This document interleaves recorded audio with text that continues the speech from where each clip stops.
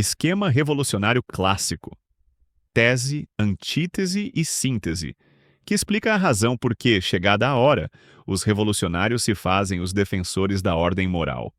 E por que, nolens volens, os partidários de uma ordem emioral institucionalizada se encontram frequentemente lado a lado com os revolucionários? Capítulo 6. A Revolução Cultural e Interculturalismo. Homenagem a Gramsci. O multiculturalismo está sendo introduzido nos IUFMS e no ensino escolar, como o prova, entre outros documentos, o catálogo do CNDP, Centro Nacional de Documentação Pedagógica. A cultura francesa é colocada no mesmo nível que as dos povos mais distantes de nós, tanto fisicamente quanto psicologicamente. As citações em seguida mostram a verdadeira face do multiculturalismo. A África do Sul, o Canadá e a República Federal da Alemanha, entre outros países, oferecem o exemplo do modo como um governo pode manipular a cultura. Colocam-se então questões capitais sobre o plano teórico. Uma educação multicultural para quê? Quais são os alvos e os objetivos dessas medidas? Que tipo de sociedade se tem em vista? Conselho da Europa. Conforme já vimos, pode-se ensinar a cultura desde um ponto de vista clássico, como uma soma de conhecimentos bem estabelecidos e que devem ser comunicados, ou ver nela algo de mais flexível e mais adaptado à vida contemporânea. Algumas vezes os professores mostraram-se lentos em compreender essa diferença. Desde alguns anos, os grupos ultraconservadores de diferentes países, dos Estados Unidos à Islândia, passando pela Nova Zelândia, a Austrália e o Reino Unido, compreenderam a importância política do que podemos chamar de abordagem cultural dos programas escolares. Isso se traduz, e continuará provavelmente a assim se traduzir, por meio de confrontações diversas, principalmente a respeito dos aspectos sociais, científicos e morais dos programas, o CDI. Não se deve subestimar, porém, o risco de nos fecharmos em uma certa fatalidade étnica quando cultivamos a preeminência do coletivo sobre o individual. Alguns defensores da educação multicultural estão bem conscientes desse perigo e da necessidade de ultrapassar os particularismos étnicos se se quer atingir o pleno desabrochamento da personalidade de cada um enquanto homem, no sentido universal dessa palavra. Essa orientação geral comporta ao menos uma exceção: a abordagem intercultural. Esta visa a um objetivo ambicioso: a formação de uma identidade cultural nova, aberta, não mais marcada pelo eurocentrismo ou pelo etnocentrismo, ou por um vínculo cego às suas próprias crenças e valores. As sociedades contemporâneas podem subsistir e funcionar somente se a coexistência de culturas diferentes for possível, e se os indivíduos puderem, segundo as circunstâncias e segundo suas necessidades, passar de uma cultura a outra, e mesmo ter acesso a várias culturas. O programa de educação multicultural toma, à luz dessa reflexão, uma amplitude e mesmo uma profundidade diversa, pois sua razão de ser não se justifica mais unicamente por argumentos éticos. Combaterás discriminações produzidas pelo racismo ou etnocentrismo, ou jurídicos, respeitar os direitos do homem, mas também epistemológicos. Diferenciar a maneira de pensar, as formas da inteligibilidade e a estrutura do saber. Esse enriquecimento do dispositivo conceptual permite considerar a construção de uma teoria científica da educação multicultural e, portanto, o desenvolvimento de programas de educação multicultural fundados sobre bases científicas.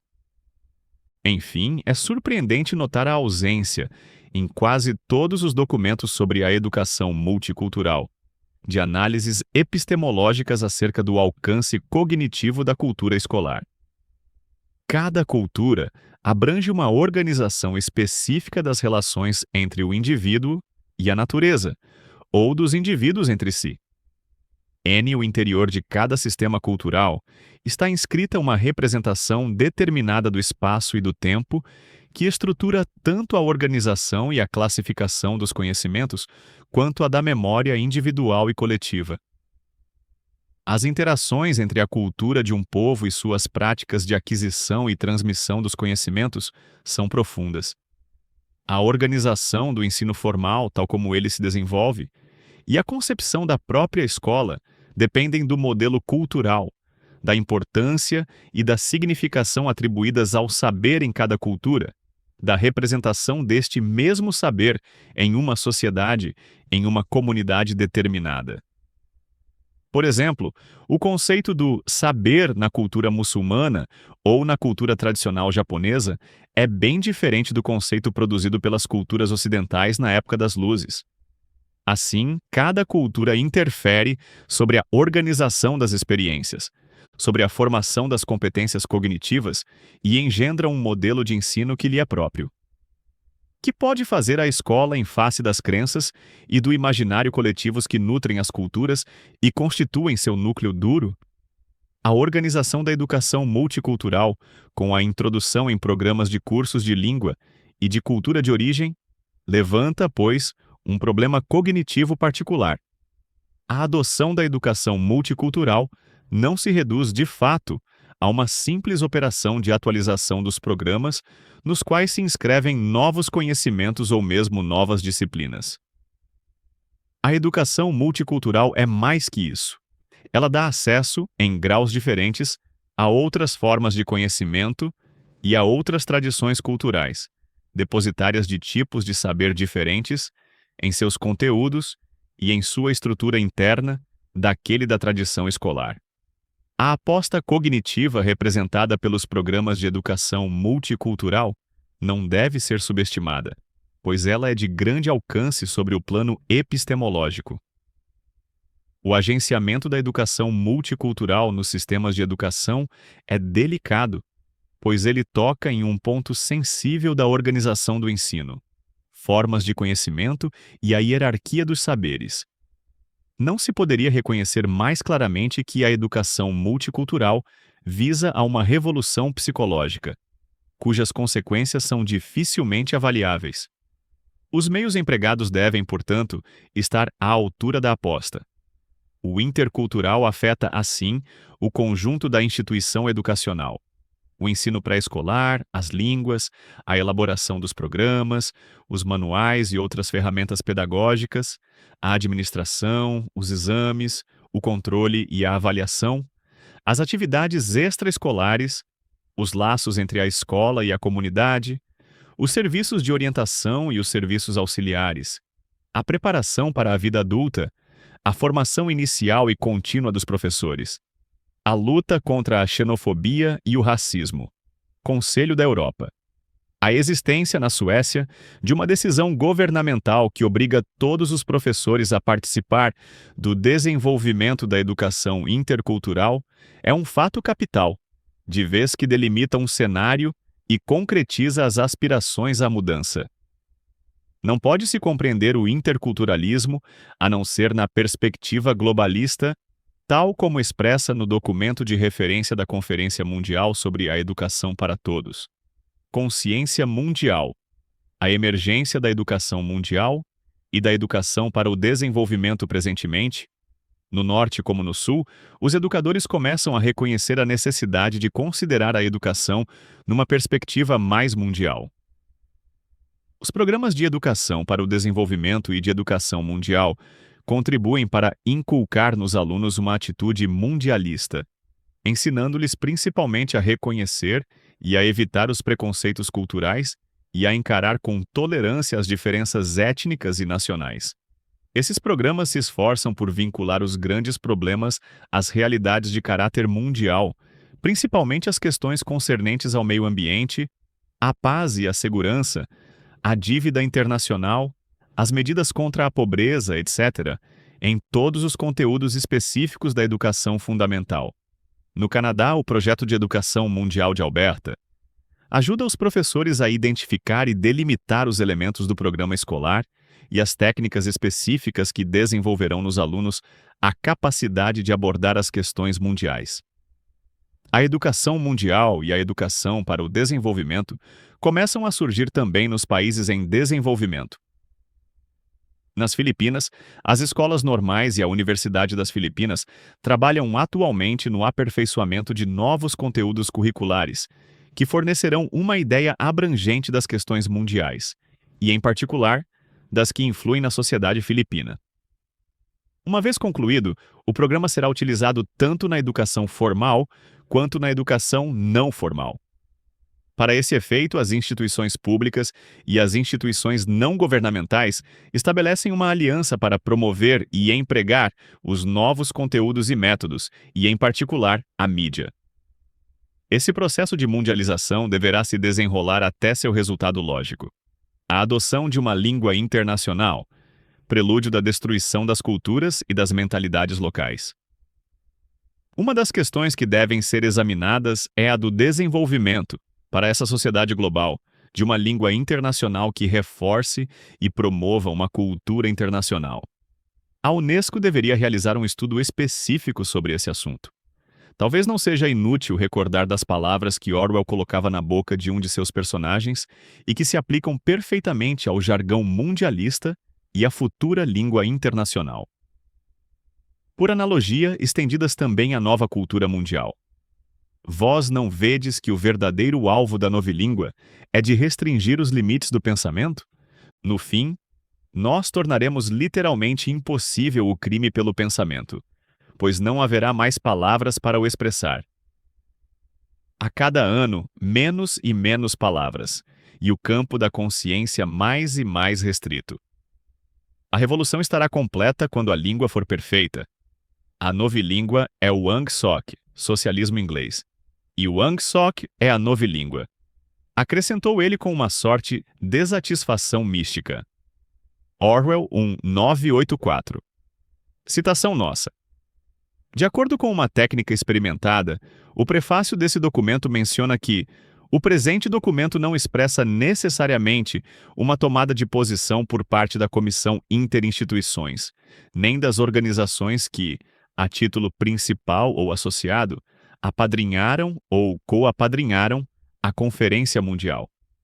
No entanto, nas linhas anteriores, descobrimos que, para estabelecer o presente documento de referência, o Secretariado Executivo da Comissão Interinstituições, constituída pelo Banco Mundial, o PNUD, a Unesco e o UNICEF, em vista da organização da Conferência Mundial, se inspirou de numerosos relatórios e estudos, sugestões de 3 oficinas técnicas das quais participaram especialistas de 5 continentes. Capítulo 7. Reescrever a história. A educação para a paz, a concórdia entre as nações, o desarmamento, o civismo pacífico, a fraternidade humana, a consciência da interdependência entre as nações e a experiência da vida em uma sociedade multicultural não se poderiam satisfazer com o ensino da história como é feito atualmente. Desejar-se-ia eliminar os diversos conflitos entre nações, etnias ou religiões que, com ou sem pretensa razão, constituiriam um obstáculo à educação para a paz. Convém, portanto, reescrever a história, projeto essencialmente totalitário. Naturalmente, contudo, não se poderia compreender a história quando se busca sistematicamente ocultar todos os elementos que, opostos à ideologia oficial, são, não obstante, um de seus autênticos motores. Assim, pretende-se cometer uma verdadeira mutilação psicológica que deve amputar das gerações futuras as suas raízes, bem como lhes impossibilitar toda a verdadeira compreensão política. No que concerne às medidas a tomar, foram feitas as seguintes proposições: elaboração de um manual de história geral da Europa, bem como um manual de história universal, com a ativa participação de comitês de historiadores dos países interessados. Unesco, 4ª Conferência dos Ministros da Educação.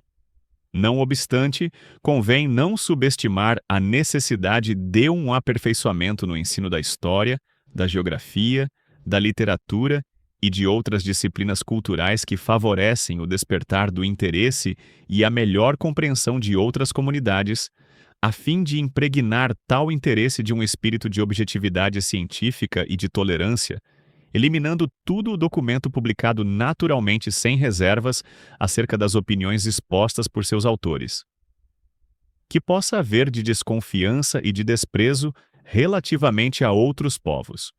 Sabe-se que a natureza mesma da história da região não facilita a consecução de um objetivo assim.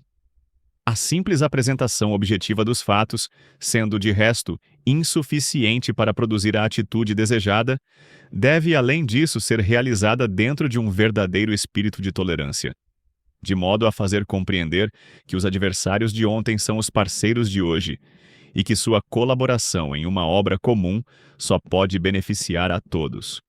À medida em que se possa criar uma tal atmosfera, os temas relativos à paz, ao desarmamento, à cooperação e aos direitos humanos se impõem como uma obrigação. Unesco, Quarta Conferência dos Ministros da Educação. Recordemos que as publicações das instituições internacionais com frequência estendem os direitos humanos que não definidos em parte alguma. Aos direitos sociais, direito à habitação, ao trabalho, à alimentação, etc. É revoltante a pouca importância que se dá à apresentação objetiva dos fatos, quando, 6 linhas antes, os autores diziam: no mais das vezes, uma tal orientação no que tende ao fortalecimento da cooperação, da concórdia e da paz internacionais ou à garantia dos direitos humanos. Não cognitiva, portanto, produz uma modificação e um enriquecimento dos conteúdos e das disciplinas tradicionais, disciplinas cuja atualização deveria ser assegurada mediante um esforço contínuo de pesquisa pedagógica e com base em uma utilização sistemática dos resultados das ciências sociais e humanas, particularmente a psicologia e a sociologia, a fim de reforçar o impacto pretendido. IBID. Os trabalhos de revisão dos manuais escolares se multiplicam em escala nacional e bilateral. A atual atmosfera, de menor tensão, não permitiria avançar mais e pretender, para as disciplinas mais sensíveis, uma cooperação multilateral, capaz de definir orientações comuns no que tange aos programas e aos manuais escolares? Unesco, Quarta Conferência dos Ministros da Educação. Reescrever a história. Aprender a aprender. As sociedades, e mais particularmente suas instituições governamentais, devem ser consideradas essencialmente como sistemas aprendizes. As sociedades mais aptas a apresentar sucesso serão aquelas cuja capacidade de aprendizagem é alta. Flexíveis, elas são capazes de antecipar e de compreender as mudanças, bem como de se adaptar a elas. Tais sociedades se beneficiam da participação ativa dos cidadãos no processo de aprendizagem. Ao longo dessa aprendizagem, a história deverá ser reescrita e reinterpretada. Esse processo contínuo de alterações aplicava-se não somente a jornais, mas também a livros, periódicos, panfletos, cartazes, folhetos, filmes, registros sonoros, caricaturas, fotografias.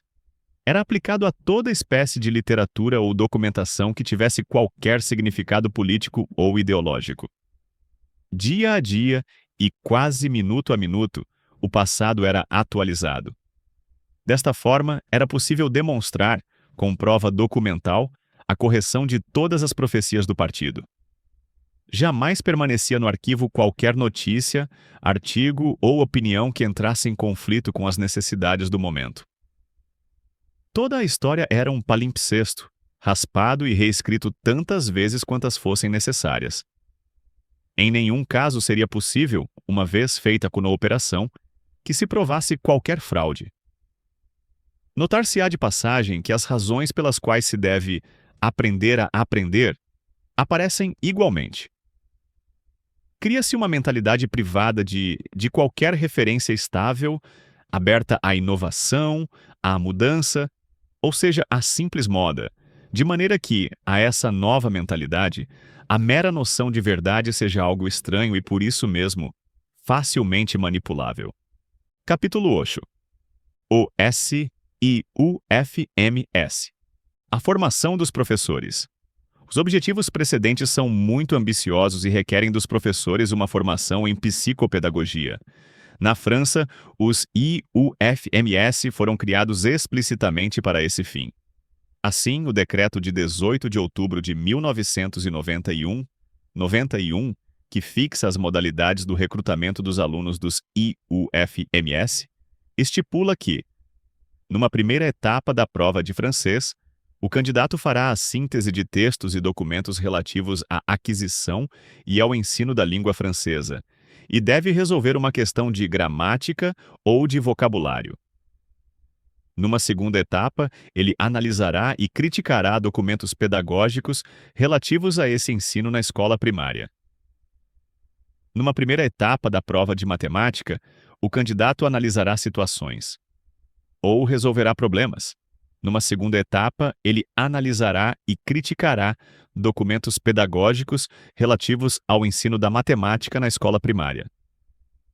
O concurso externo compreende uma prova oral, de admissão, permitindo ao candidato demonstrar sua aptidão para articular seus conhecimentos, sua capacidade de reflexão e sua experiência no domínio da educação, filosofia da educação, desenvolvimento fisiológico e psicológico das crianças e dos adolescentes, abordagem psicológica e sociológica dos processos de aprendizagem e da vida na escola e na sociedade.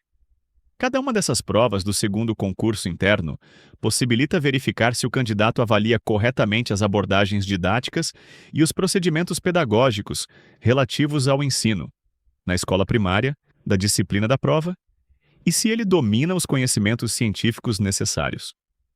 A prova consiste na análise de documentos pedagógicos relativos a questões que necessariamente fazem referência aos conteúdos ensinados pela escola primária no âmbito de cada disciplina. Os IUFMS franceses integram, portanto, um projeto mundial de formação de professores sustentado por pedagogias ativas e que visa a modificar profundamente o papel da escola.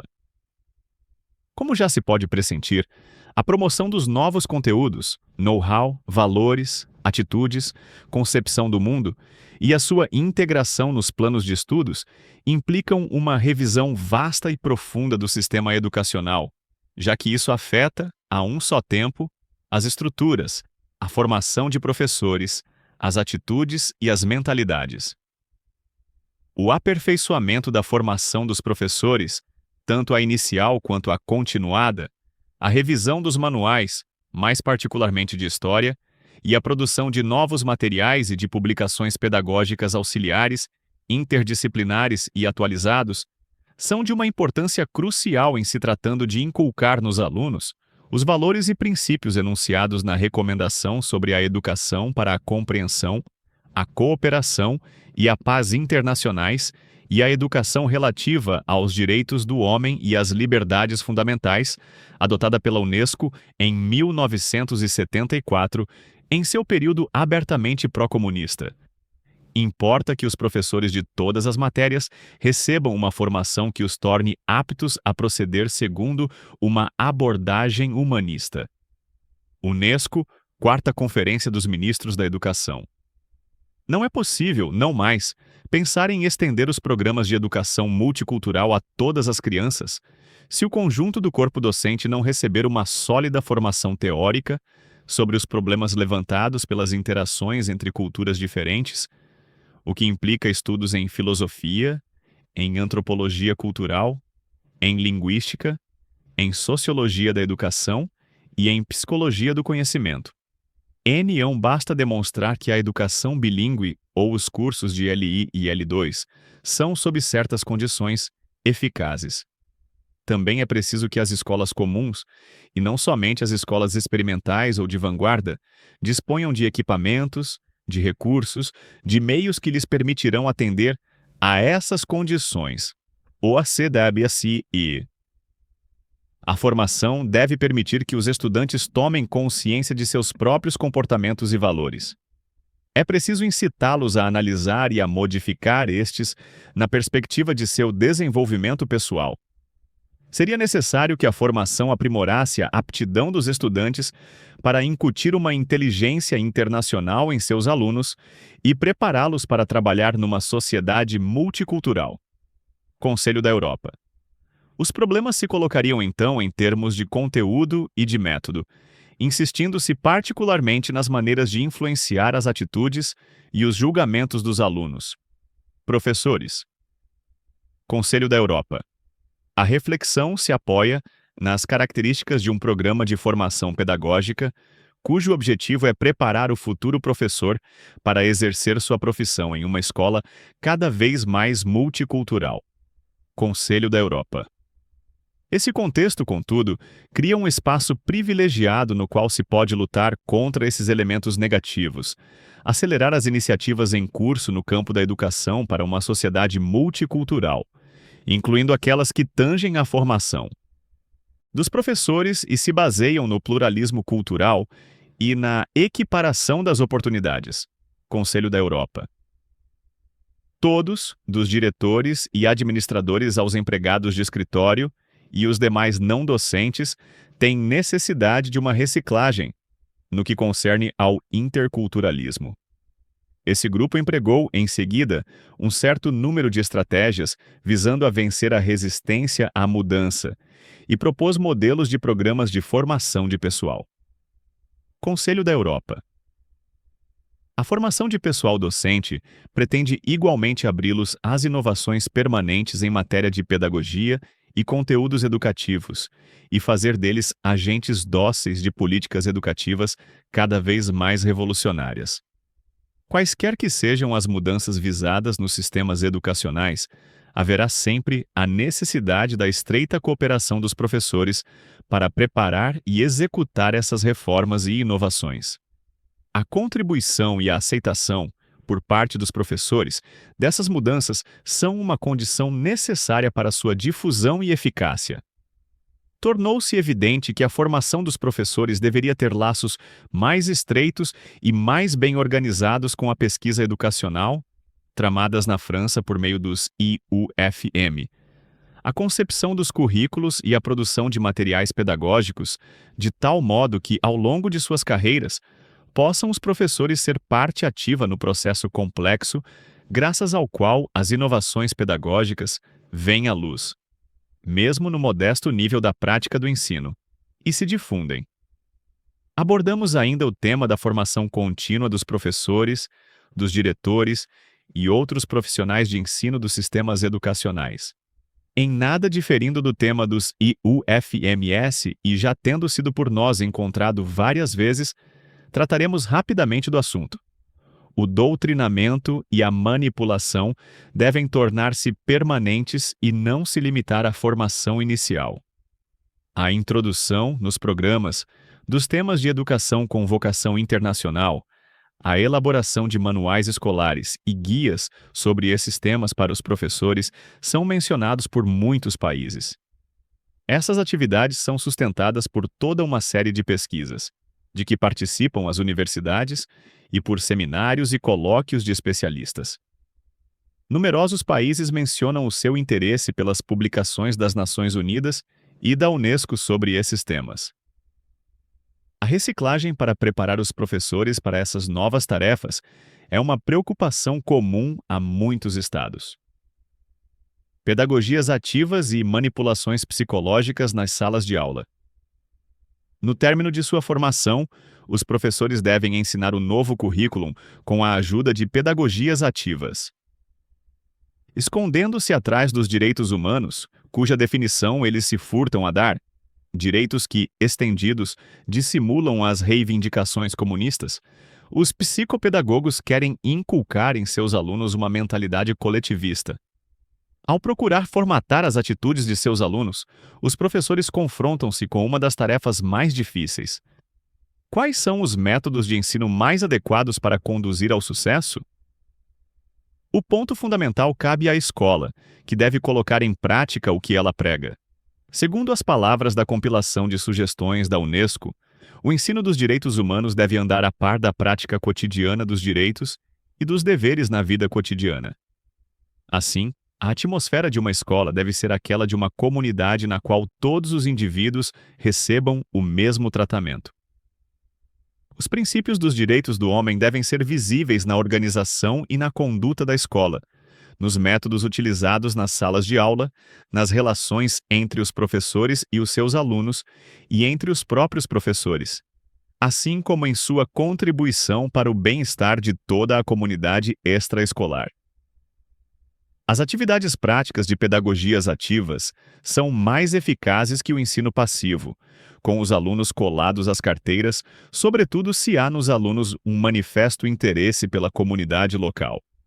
Se uma atividade desse tipo não for possível, devem ser recomendadas atividades de substituição, tais como o jogo e a simulação, dramatização. Assim, a formatação das atitudes e a aquisição de know-how tornam-se indissociáveis dos métodos de ensino utilizados. Conselho da Europa. Os conselhos de um grupo de pares podem ser propostos pelo psicólogo escolar em lugar de uma intervenção preventiva. Os valores podem ser transmitidos graças aos novos meios de comunicar. Os valores não são transmitidos pelo estudante quando são impostos, mas sim quando experimentados e apreciados na vida cotidiana. Entre os novos meios de comunicar valores há, por exemplo, a dramatização e o trabalho em grupo, onde os valores podem ser apresentados ao estudante de uma maneira mais experimental e mais compreensível. UNESCO. Pesquisas realizadas com alunos pertencentes a um extenso leque de países desenvolvidos ou em vias de desenvolvimento mostraram que, em geral, os ensinamentos recebidos na escola têm pouca influência sobre as crenças anteriores. Os alunos podem seguir com sucesso os ensinamentos dispensados pelo sistema educacional e obter seus diplomas sem, contudo, relacionar esses ensinamentos com suas ideias anteriores, nem considerá-los úteis ou necessários para guiar a sua vida cotidiana. A importância do envolvimento das ideias anteriores do aluno no processo educacional está agora em vias de se tornar mais amplamente aceita. Ao invés de ser ignoradas, essas ideias são cada vez mais consideradas como recursos para o ensino. Além disso, o próprio ensino é concebido com o intuito de mudar as crenças do aluno e desenvolver modos alternativos de compreensão das situações. Além do reconhecimento da importância do envolvimento dos conhecimentos e crenças anteriores do aluno, essa nova perspectiva sobre o ensino insiste igualmente sobre a centralidade do aprendiz no processo do ensino. A maior parte dos ensinamentos, para serem assimilados, exigem indivíduos que tenham fortes motivações para aprender e que sejam ativamente envolvidos, física e ou mentalmente, no tratamento de informações. Sob tais condições, os ensinamentos podem reorganizar as ideias dos alunos e agir sobre elas. O reconhecimento da centralidade da responsabilidade dos alunos em seu próprio ensino orienta a reforma que conduz a ambientes de ensino mais abertos e mais flexíveis, no âmbito da escola e no da formação permanente. Tais ambientes de ensino enfatizam as seguintes características: dar aos alunos a possibilidade de negociar e de fixar os próprios objetivos, engajamento. Fornecer acesso flexível e aberto aos recursos. Insistir mais sobre os ensinos experimentais. Utilizar nos programas de aprendizagem novas tecnologias e outros recursos de maneira interativa e não transmissiva. Clássica. Fornecer possibilidades de esclarecer ideias e perspectivas novas e alternativas, bem como refletir sobre isso, quer essa atividade se dê individualmente ou em grupo, por meio de discussões e debates. Clarificação dos valores. Insistir mais na ação como resultado dos ensinamentos, isto é, opor o que os jovens podem fazer ao que eles podem conhecer.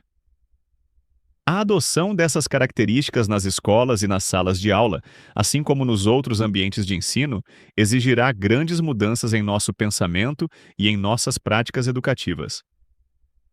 Percebemos, durante programas de educação de adultos em relação à saúde e ao desenvolvimento agrícola, que as ideias anteriores das pessoas devem ser tratadas seriamente e que é necessária uma abordagem do ensino mais orientada para a ação, objetivo, zeste, behaviorismo.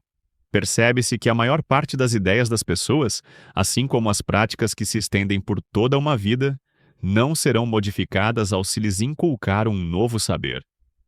A experiência prova que, para ocorrer uma mudança, as crenças precisam ser reveladas e reconhecidas, e que as mudanças têm mais chances de se produzir quando as pessoas estão envolvidas nos programas de ação nos quais tarefas são empreendidas. Unesco. Essa última citação de importância capital revela os objetivos reais da pedagogia centrada no aluno. Centramento no aluno. Um projeto mundial. Os IUFMS franceses integram, portanto, um projeto mundial, tal como o mostraram as citações precedentes, e em particular aquelas extraídas da Declaração Mundial sobre a Educação para Todos. A fim de resolvê-los, cabe a nós não somente reconhecer a interdependência dos diversos setores de nossa economia e de nossa vida cotidiana, mas também admitir a necessidade de adotar novas abordagens e novas atitudes. A sociedade futura deve poder contar com seu sistema educacional para os inculcar, se quisermos encontrar soluções válidas para esses múltiplos problemas. Ao mesmo tempo, é necessário que compreendamos que esses problemas não são somente interdisciplinares, mas também internacionais, e que eles não podem, portanto, ser resolvidos em nível nacional.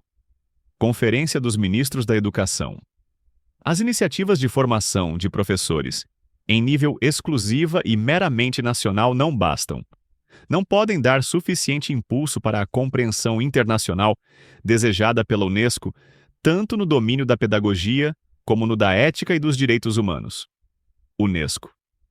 O ponto mais importante é que deveria haver um currículo universal, internacional e padrão, estabelecido sob os auspícios das Nações Unidas. Em particular, esse currículo padrão deveria ser difundido a partir das séries de manuais escolares padronizados elaborados sob os auspícios das Nações Unidas. Isso prova ainda a necessidade de séries de manuais internacionais padronizados e de um currículo internacional padrão ensinado pelos professores que receberam uma formação padronizada. Enquanto uma geração não tiver recebido os ensinamentos de um currículo internacional padrão, todos raciocinarão segundo os velhos esquemas mentais, que, por fim, são fatais para a humanidade. Assim, desejamos receber a anuência voluntária dos diferentes parceiros da educação, famílias, organizações profissionais, associações religiosas e culturais, administrações e exército. Para o bem de todos, desejamos receber seu apoio na internacionalização e padronização da educação. Unesco.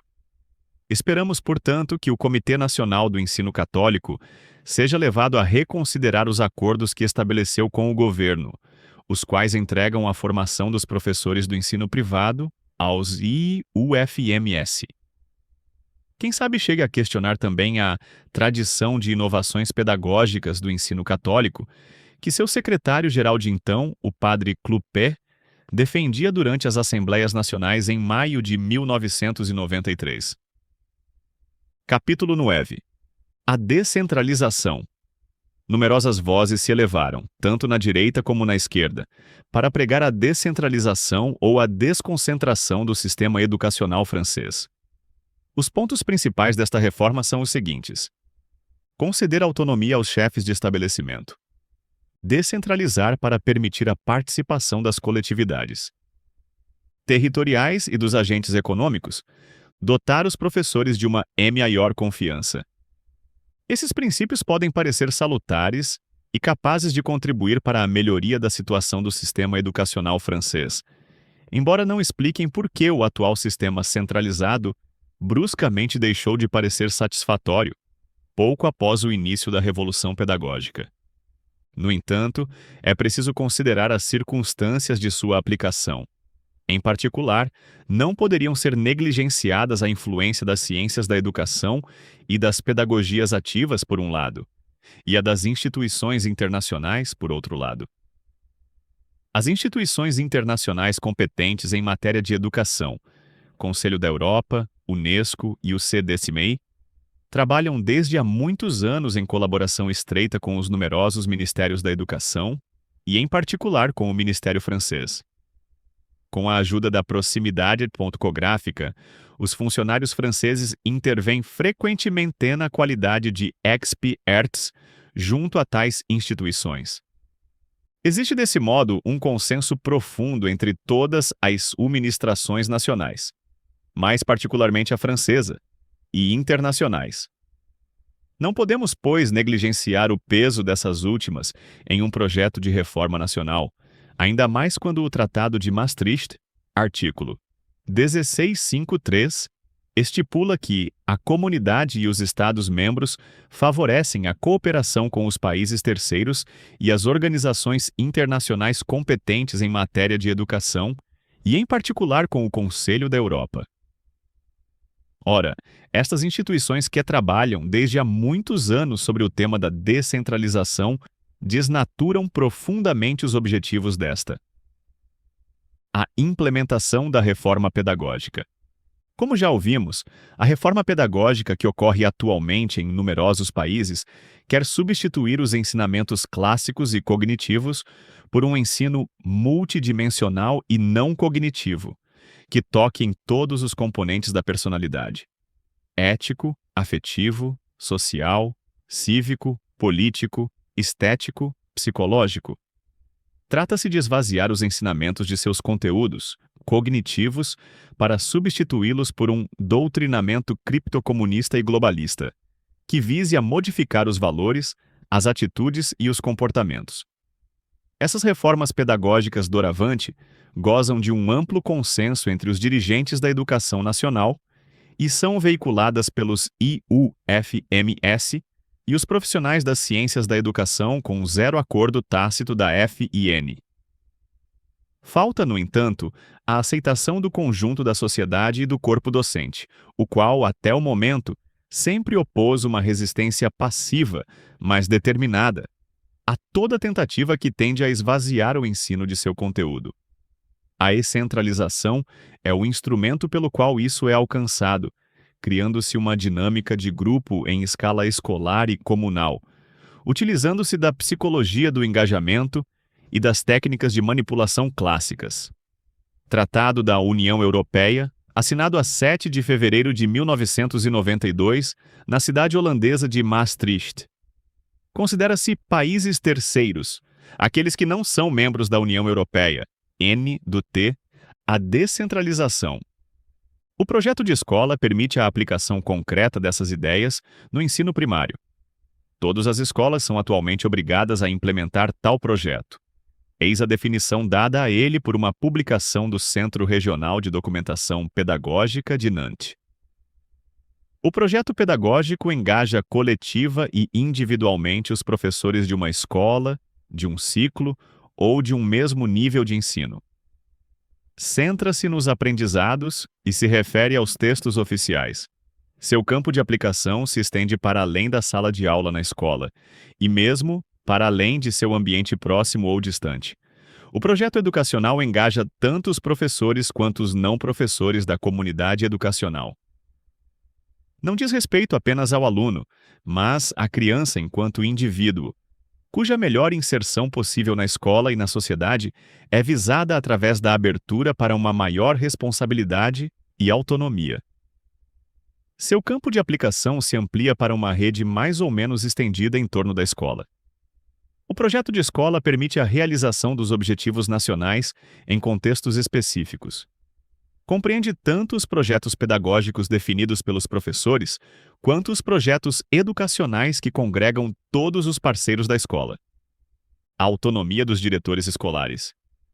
Como todo o pessoal multiplicador, os diretores escolares são objeto de grande atenção por parte dos poderes públicos franceses ou internacionais. O Conselho da Europa lhes consagrou vários estudos. As conclusões são sempre as mesmas. É preciso conceder autonomia aos diretores escolares para que eles possam agir. Mas os funcionários franceses e internacionais dão um sentido bem particular a essa proposição. Para eles, o diretor é o agente de mudança, change agent, por excelência, que deve utilizar sua habilidade psicológica e sua ciência de manipulações de grupo para fazer a equipe de professores aceitar as reformas pedagógicas descritas anteriormente, as quais de outro modo ela recusar-se-ia sempre a aplicar. Concebe-se, pois, facilmente que o diretor da escola deva dispor de uma grande autonomia para adaptar sua política aos particulares embaraços locais que encontre. Por outro lado, conceder autonomia ao diretor o envolve na reforma. Participando nela ativamente, ele se encontra em uma situação psicológica que não lhe permite se opor, criticar o que ele mesmo foi levado a fazer passo a passo, pé na porta após pé na porta.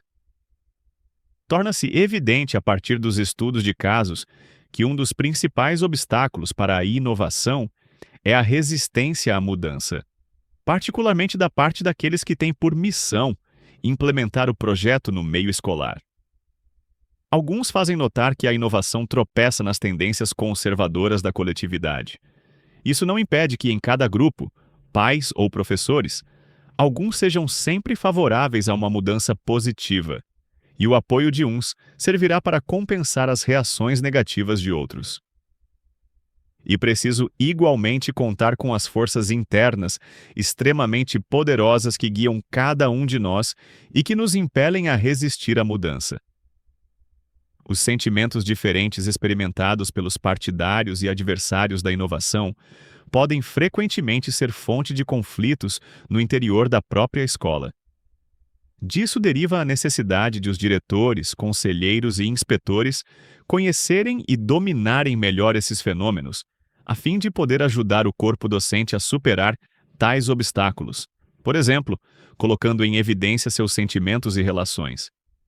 E preciso que os diretores aprendam particularmente a tratar tais situações com habilidade e delicadeza para reforçar no seio da equipe docente e outros professores e parceiros o espírito de cooperação e o sentimento de um objetivo comum a ser atingido. Dinâmica de grupo. Os trabalhos de pesquisa mostram claramente que os diretores desempenham um papel de todo importante com relação a isso, desde que estejam convencidos. Quando o diretor sabe como os professores mudam, quando conhece as causas de resistência à mudança, as condições propícias ao sucesso das mudanças e os postulados e variáveis ligados à mudança, pode-se considerar que ele, ou ela, está em boa posição para esforçar-se por introduzir as inovações em sua escola. É evidente que, no princípio, o diretor deverá utilizar-se concretamente de certas estratégias, métodos e medidas para ser eficaz. Quando examinamos as estratégias e os métodos de um ponto de vista mais geral, podemos reter a tipologia das estratégias de inovação proposta por Shin e seus discípulos. Segundo essa tipologia, existem 3 tipos de estratégias. A.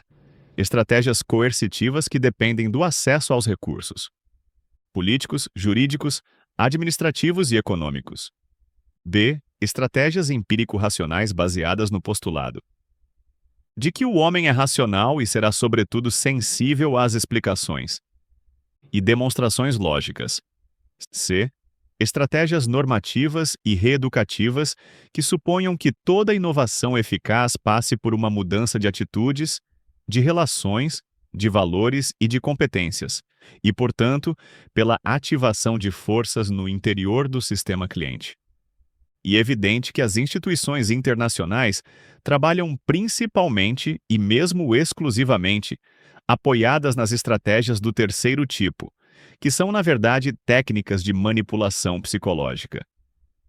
Notemos, enfim, que o projeto de escola constitui um passo considerável em direção à autonomia dos diretores. Conceder autonomia para dar confiança aos professores diretor escolar não pode, no entanto, malgrado toda sua habilidade, garantir sozinho o sucesso das reformas. E preciso necessariamente envolver os professores, o que é possível na educação nacional, e alhures em virtude da descentralização na administração escolar, autonomia, que permite utilizar a dinâmica de grupo, a psicologia do engajamento, a interação e a negociação. Consegue-se assim a aceitação das reformas pedagógicas pelos professores, que esvaziam seus cursos de seu conteúdo acadêmico e os substituem por um ensino multidimensional e não cognitivo. Trata-se de um resultado notável, pois numerosas reformas da educação, na França ou no exterior, fracassaram por causa da oposição passiva dos professores, que se recusavam a renunciar aos conteúdos acadêmicos. Novamente, partilha dessa perspectiva o projeto de escola, que insiste no trabalho em equipe dos professores para criar uma dinâmica de grupo e engajá-los na política da escola. Eis algumas considerações bastante esclarecedoras do Conselho Europeu sobre esses pontos. Lembremos que, ao longo desse capítulo, as ideias centrais de interação e negociação devem estar presentes ao espírito. A inovação, para ser coroada de êxito, exige a participação ativa daqueles que são seus agentes, e mais amplamente de todos os que serão afetados por sua aplicação e suas consequências. No anexo 4 do presente relatório, o professor R. Vanderberg apresenta a noção de abordagem regressiva, backward mapping, na qual vê um meio de promover a participação dos interessados nas diversas etapas preparatórias à inovação.